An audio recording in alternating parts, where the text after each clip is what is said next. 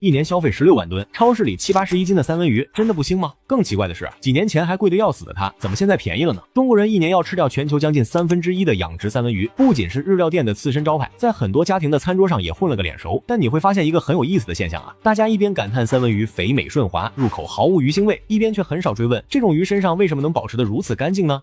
时间倒回到冰河时期结束后的北大西洋北部海域，那时候啊，咱们现在吃的三文鱼就慢慢演出来了。它们有个特别作的习性，洄游。小鱼在淡水河里出生，靠吃小虫子和微生物长大，等身子骨硬了，它们就一头扎进大海，在高盐的冷水里猛吃猛长。过了几年，它们居然还能奇迹般的找到自己出生那条小河，游回去产卵。很多人觉得三文鱼是深海鱼，其实它们大部分时间就待在水面下10到23米的地方，偶尔才潜到几百米深。但它们体内有一项对抗高盐环境的本事，氧化三甲胺。海水盐分高，老想从鱼细胞里抽水，鱼为了活命，就在身体里攒一堆 TMAO 来平衡渗透压。这东西本身没味道，可是鱼一旦死了，体内的微生物和酶就会把它分解成三甲胺，那才是你闻到腥臭味的罪魁祸首。三文鱼攒足了 TMAO， 活着的时候等于给自己裹了层无味保鲜膜，只要捕捞、运输、冷藏，一路控好温度， TMAO 就不那么容易变味，肉自然就干净。2025年有一篇研究也说了，深海鱼普遍靠高浓度的 TMAO 来稳住体内的蛋白质结构，三文鱼正好踩在这条起跑线上，天生就有优势。那为啥河鱼总有股甩不掉的土腥味，三文鱼就没有呢？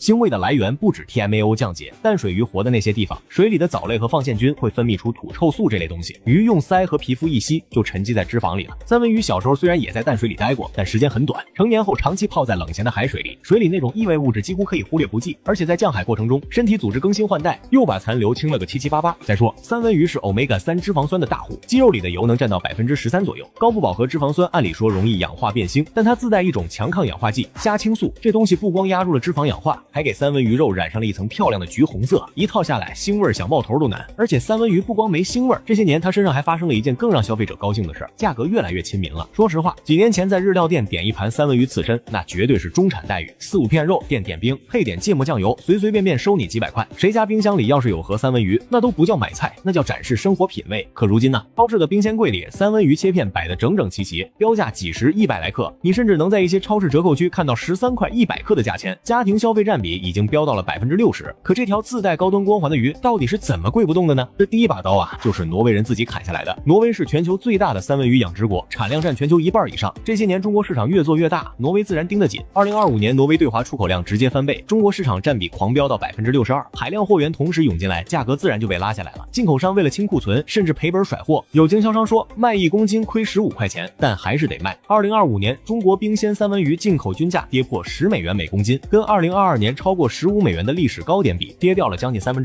第二把刀就是物流跑出来的加速度。以前三文鱼从挪威运过来，冷链长，成本高，损耗大，这些钱最后都得让消费者买单。但现在通关提速，航空运力升级，从捕捞到成都的餐桌上最快48小时就能搞定，物流快了，损耗少了，仓储保鲜的成本也降了，价格自然有空间往下走。第三把刀说来有点出人意料，是咱们自己造的。新疆天山脚下常年冰川融水，养出了一种淡水三文鱼。2025年仅新疆一个主产线产量就直奔9000吨，全疆逼近10000吨规模，国产替代的苗头一起来，进口的价格就更绷不住了。但三文鱼走到这一步，已经不是单纯的降价了，而是整个市场在洗牌，进口依赖度还在，但国产的力量正慢慢涨起来，消费者也变了。从前被仪式感驱动的购买逻辑，正逐渐被好吃不贵的务实需求取代，一个更拥挤、更接地气，也更考功夫的三文鱼市场才刚刚拉开。回头一琢磨，三文鱼这事儿还挺有意思的，它没腥味，本事挺大，是大自然一手设计的生存秘籍，而它贵不动，是市场一手推动的结果。鱼的基因没变，但鱼的身价确实在变。对于爱吃的人来说，这大概是最实在的好消息了。